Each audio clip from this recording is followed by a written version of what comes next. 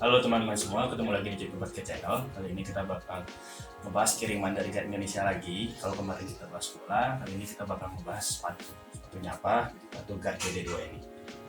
Sebenarnya ini udah dikirim lama juga, tapi karena permintaan dari Guide Indonesia langsung, jadi baru kita bikinin videonya sekarang. Dan sebelum kita lanjut, seperti biasa buat kalian yang belum subscribe, boleh dong buat klik tombol subscribe bagian kanan bawah supaya kita masuk di video-video review kayak gini. Oke, langsung aja ya, kita mulai dari traksi.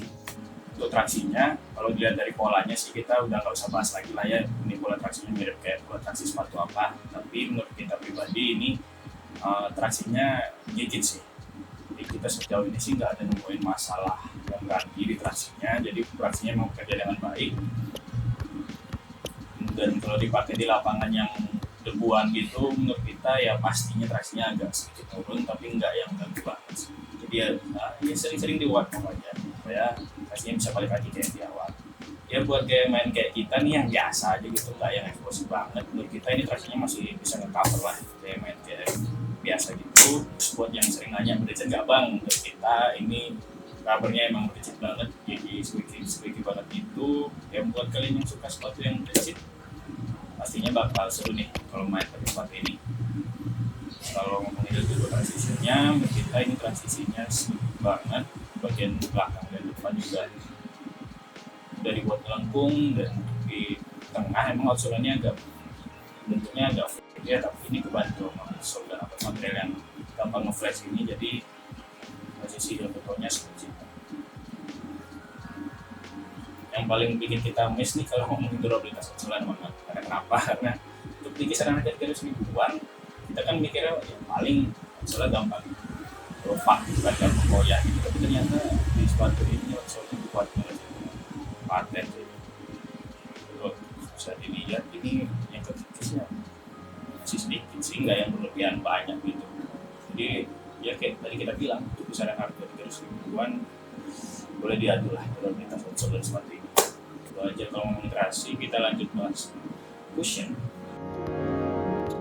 Kalau lanjut ke cushion, menurut kita ini cushionnya oke sih, karena ini empuknya dapat, terutama bagian belakang nih, ini kan empuk banget.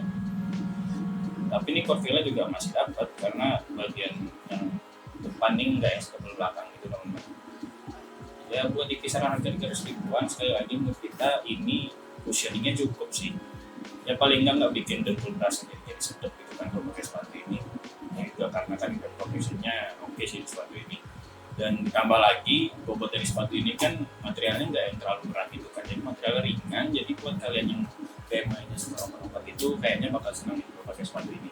Tapi ada tapinya nih, setup cushion yang empuk kayak gini biasanya tuh nggak bakal bertahan lama teman-teman. Karena kenapa? Karena makin sering dipakai kan dia bakal makin kempes. Ya mengingat harganya juga cuma 300 ribuan, nggak bisa berharap banyak.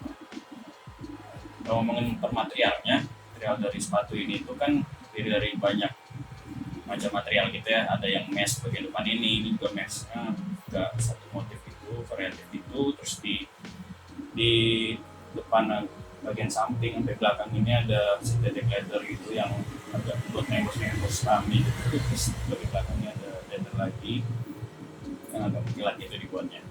Nah, sekilas sepatu ini kan kelihatan kokoh dan kaku gitu kan di awal. Ternyata waktu dipakai ini ternyata materialnya gampang lentur gitu sih teman-teman. Jadi nggak yang buat kaki terasa kaku, jadi nyaman-nyaman aja. Terus materialnya ini juga zero breaking time.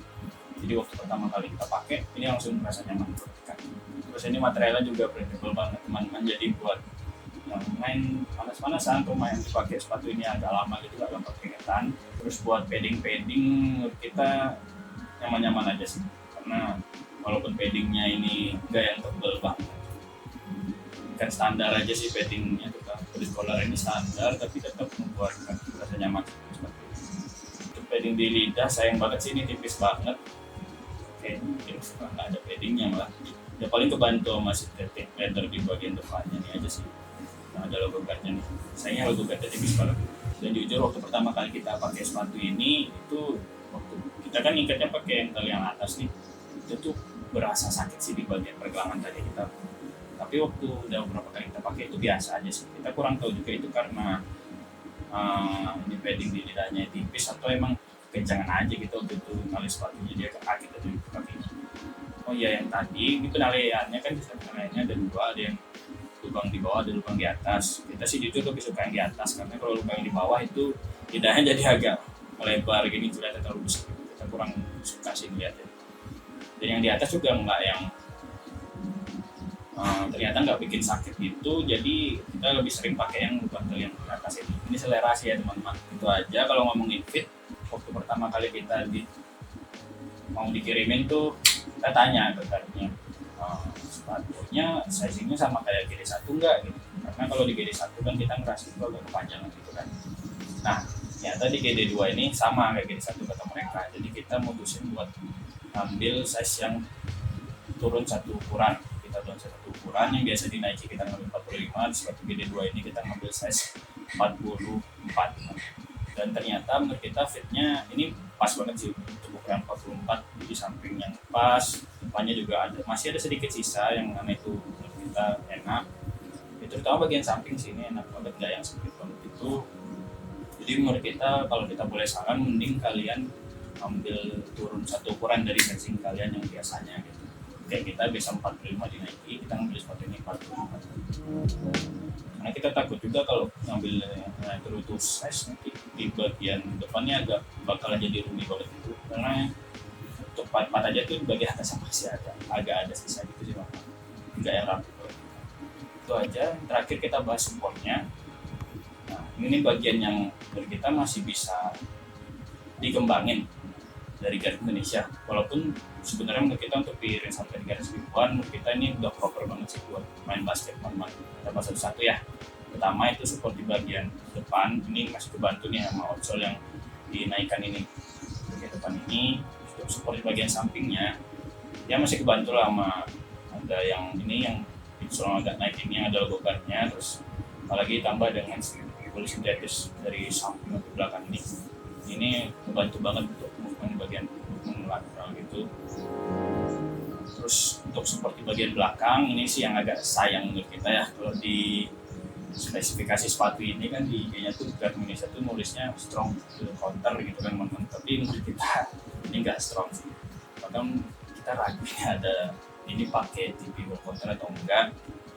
Kayaknya sih cuman ini yang synthetic leather yang ini yang warna mengkilat ini, tapi ini kebantu ya karena ini kan modelan sepatunya high cut gitu nomor. Jadi sejauh ini sih kita nggak ada merasa masalah sih dia.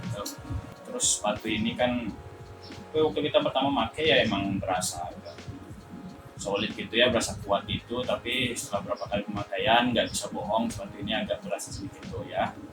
Mengingatkan ini nggak ada torsional supportnya teman-teman, jadi ya wajar sih buat di reserve-reserve ribuan, sepatu lain juga nggak ada yang pakai torsional support kayak gini. Itu sih mungkin bagian counter ini sih yang bisa dikembangin lagi sama Indonesia. Itu aja ya kayaknya. Jadi secara keseluruhan menurut kita sepatu ini udah proper buat dipakai basketan, tapi dengan catatan-catatan yang tadi itu ya. Dan menurut kita secara tampilan juga ini masih oke lah ya. Tapi kalau kita jujur, motif di bagian yang dari tengah ini udah agak rame ya dengan embot-embot ini. Jadi itu alasan kenapa kita milih warna fullback ini juga. Namun kita back aja udah cukup rame lah kalau ada motif-motif kayak gini. Nggak tahu ya kenapa guard di sepatu GD2 ini ngeluarinnya kebanyakan mayoritas tuh ada warna hitamnya gitu. Tapi mungkin nanti ada colorway lain di warna selanjutnya, kita nggak tahu juga. Kalau minyak harganya tuh guard ini ngeluarinnya di kisaran harga Rp379.000. Kalian udah bisa dapat sepatu yang terutama nih buat kalian ya yang nyari sepatu basket buat dipakai tempur, menurut kita ini bisa banget buat jadi pilihan. Dan buat kalian yang tertarik dengan sepatu ini, kalian bisa langsung cek IG-nya Guard Indonesia di guard.id itu, dan dengar sih udah di stok ya sepatunya, jadi langsung kop aja lah daripada kehabisan kan kayak kemarin. Oke, jadi segitu aja sebelum kita tutup. Biasa jangan lupa untuk like, subscribe, dan share video ini kalau kalian suka dengan video ini. Kalau belum lagi tidak di channel, semoga basket menyenangkan.